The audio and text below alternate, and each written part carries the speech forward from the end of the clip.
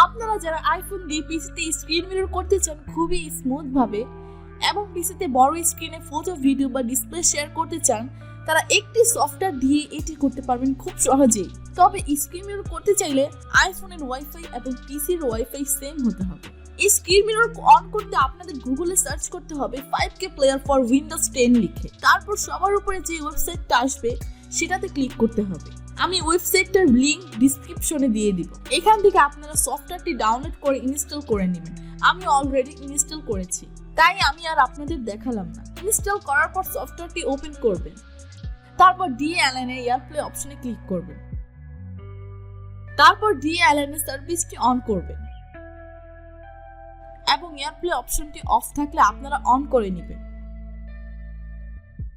তারপর আইফোনের control panel থেকে স্ক্রিন মিরর অপশনে ক্লিক করতে হবে। কয়েক সেকেন্ড টাইম লাগবে।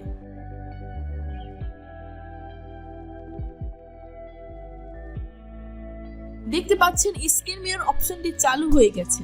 এখন আপনারা আইফোন স্ক্রিনে যা করবেন সবকিছুই পিসিতে শো করবে।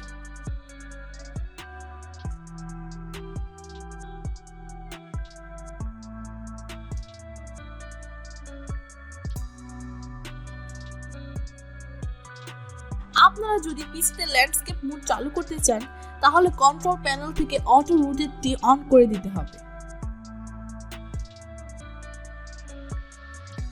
এখন যদি ফোনটি রোটেট করি তাহলে অটোমেটিক ল্যান্ডস্কেপ মোডটি চালু হয়ে যাবে।